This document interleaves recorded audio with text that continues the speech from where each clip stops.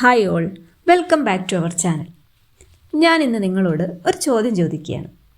ജീവിതത്തിൽ എല്ലാം ഉണ്ടായിട്ടും മനസ്സമാധാനമില്ല എന്നൊരു തോന്നൽ നിങ്ങൾക്ക് എപ്പോഴെങ്കിലും ഉണ്ടായിട്ടുണ്ടോ എന്ന്. പലർക്കും ജീവിതത്തിൽ ബന്ധങ്ങളുണ്ട്, ജോലിയുണ്ട്, കുടുംബമുണ്ട്, പണമുണ്ട്. പക്ഷേ ഉള്ളിലെപ്പോഴും ഒരു അസ്വസ്ഥത. കാരണം എന്താണെന്ന് ആരെങ്കിലും ചോദിച്ചാൽ കൃത്യമായി പറയാനും പറ്റില്ല. ഇങ്ങനെയുള്ള സാഹചര്യങ്ങൾ നിങ്ങൾക്കുണ്ടായിട്ടുണ്ടോ? ഈ വീഡിയോയിൽ നമ്മൾ സംസാരിക്കുന്നത് സമാധാനമില്ലാത്ത ജീവിതം എന്തുകൊണ്ടാണ് ഉണ്ടാകുന്നത് എന്നും നമ്മളിൽ നിന്നാണ് സമാധാനം തുടങ്ങുന്നത് എന്നുമുള്ള സത്യത്തെക്കുറിച്ചാണ്. പലരും കരുതുന്നത് സമാധാനമില്ലാത്തത് സാഹചര്യങ്ങൾ കൊണ്ടാണ് എന്നാണ്.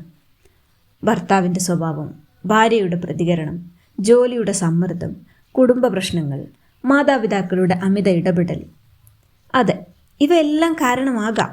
നമ്മുടെ സമാധാനമില്ലായ്മയ്ക്ക് ഈ കാരണങ്ങളിൽ ഏതെങ്കിലും ഒരു കാരണം ഉണ്ടാകാം. പക്ഷേ ഒരേ സാഹചര്യത്തിൽ രണ്ടുപേർ ജീവിക്കുമ്പോൾ ഒരാൾ ശാന്തനും മറ്റൊരാൾ അസ്വസ്ഥനുമാകുന്നത് എന്തുകൊണ്ടാണ്? നിങ്ങൾ ചിന്തിച്ചിട്ടുണ്ടോ? ഒരേ സാഹചര്യത്തിൽ ജീവിക്കുന്ന രണ്ടാളുകൾ, അതിൽ ഒരാൾക്ക് സമാധാനമുണ്ട്, ഒരാൾക്ക് സമാധാനമില്ല. കാരണം എന്താണെന്ന് ഞാൻ പറയട്ടെ. കാരണം സമാധാനം സാഹചര്യത്തിൽ നിന്നല്ല, നമ്മളത് എങ്ങനെ കൈകാര്യം ചെയ്യുന്നു എന്നതിൽ നിന്നാണ്. നമുക്കൊരു പ്രശ്നമുണ്ടാകുമ്പോൾ അല്ലെങ്കിൽ നമ്മുടെ സമാധാനം നഷ്ടപ്പെടുത്തുന്ന ആ സാഹചര്യത്തെ നമ്മൾ എങ്ങനെ കൈകാര്യം ചെയ്യുന്നു എന്നതിൻ്റെ അടിസ്ഥാനത്തിലാണ് നമ്മുടെ സമാധാനം നിർണ്ണയിക്കപ്പെടുന്നത്. നമ്മൾ പലപ്പോഴും സമാധാനം മറ്റുള്ളവരിൽ അന്വേഷിക്കും. അവർ മാറിയാൽ ഞാൻ ശാന്തമാകും, അവൻ ഇങ്ങനെ ആയിരുന്നില്ലെങ്കിൽ, ഇത് ശരിയായാൽ എല്ലാം ഓക്കെ ആകുമായിരുന്നു. പക്ഷെ ഇവിടെ ഒരു പ്രശ്നമുണ്ട്. നമ്മൾ സമാധാനം മറ്റൊരാളുടെ കയ്യിൽ വെച്ചു കഴിഞ്ഞാൽ നമ്മളെപ്പോഴും അവരുടെ പ്രതികരണങ്ങൾക്ക് അടിമയാക്കും. നമ്മുടെ കൂടെയുള്ള അവരുടെ മൂഡ് നല്ലതാണെങ്കിൽ നമ്മൾ ഓക്കെയാകും. അവർ മാറിയാൽ നമ്മൾ തകർന്നു പോകും. അവർ ദേഷ്യത്തിലായാൽ നമ്മുടെ സമാധാനം നഷ്ടപ്പെടും. അവർ നമ്മളോട് നല്ല രീതിയിൽ പെരുമാറാൻ നിന്നിട്ടില്ലെങ്കിൽ നമ്മുടെ സമാധാനം നഷ്ടപ്പെടും. ഇത് യഥാർത്ഥ സമാധാനമല്ല, ഇത് ആശ്രയത്വമാണ്. ചിലർ കരുതുന്നത് എല്ലാം സഹിച്ചാൽ സമാധാനം കിട്ടുമെന്നാണ്. വേദനകൾ മിണ്ടാതെ സഹിക്കും, അപമാനം അവഗണിക്കും, സ്വയം ചെറുതാകും. പക്ഷേ ഇത് സമാധാനമല്ല, ഇത് ഉള്ളിൽ അടക്കി വെക്കുന്നൊരു അസ്വസ്ഥതയാണ്. വലിയ പ്രശ്നങ്ങളിലേക്ക് പോകാതിരിക്കാൻ ഓരോ സാഹചര്യങ്ങളെയും നമ്മൾ ഉള്ളിൽ അടക്കി വെച്ച് മുന്നോട്ട് പോകാൻ ശ്രമിക്കും. പുറമേ നിന്ന് നോക്കിയാൽ നല്ല ശാന്തമായ അവസ്ഥയായിരിക്കും, നല്ല ശാന്തത ഉള്ളതുപോലെ തോന്നും. എന്നാൽ ഉള്ളിൽ അങ്ങേയറ്റം തളർച്ച അനുഭവപ്പെടും. സമാധാനം സ്വയം നിഷേധിച്ചാൽ എവിടെ നിന്നും നമുക്കത് കിട്ടില്ല എന്നത് നമ്മൾ മനസ്സിലാക്കണം. സമാധാനത്തിൻ്റെ ഒരു വലിയ ശത്രു ബൗണ്ടറീസ് ഇല്ലായ്മയാണ്.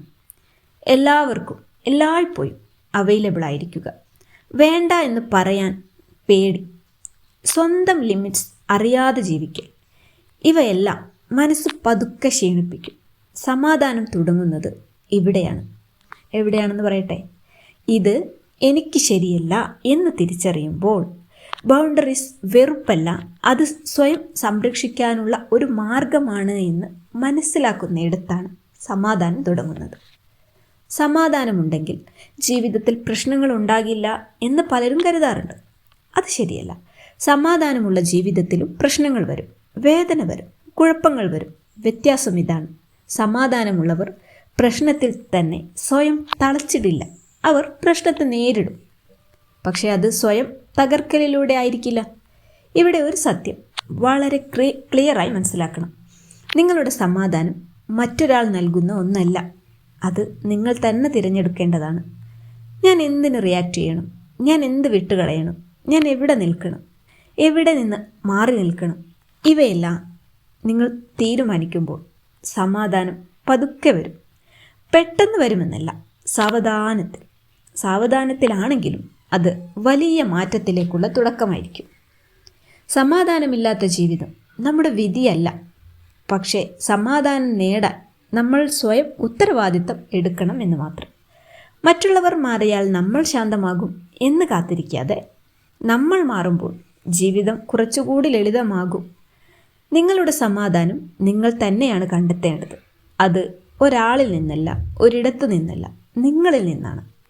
ശാന്തമാകാൻ ജീവിതം മാറേണ്ടതില്ല, നമ്മൾ മാറിയാൽ മതി. ഇത്തരത്തിലുള്ള വിഷയങ്ങളെക്കുറിച്ച് കൂടുതൽ ആഴത്തിൽ ശാന്തമായി മനസ്സിലാക്കാൻ ആഗ്രഹിക്കുന്നവർക്ക് വേണ്ടി ഞങ്ങൾ ലൈഫ് കോച്ചിങ് പ്രോഗ്രാംസ് നടത്തി വരുന്നുണ്ട്. ഇതിൻ്റെ ഭാഗമായി ഓരോ മാസവും 3 ദിവസത്തെ ഫ്രീ ഗ്രൂപ്പ് കോച്ചിങ് സെഷൻ നടത്താറുണ്ട്. അതോടൊപ്പം 7 തൊട്ട് 30 വരെ ദിവസങ്ങളിലായി നടത്തുന്ന ലോങ് ടൈം കോച്ചിങ് പ്രോഗ്രാംസുകൾ ഫീസ് വാങ്ങിയിട്ടും നടത്തുന്നുണ്ട്. ഇവയെക്കുറിച്ച് കൂടുതൽ അറിയാൻ താൽപ്പര്യമുണ്ടെങ്കിൽ ഡിസ്ക്രിപ്ഷനിലോ പിന്നീട് കമൻറ്റിലോ നൽകിയിരിക്കുന്ന നമ്പറിൽ വാട്സപ്പ് വഴി ബന്ധപ്പെടാം.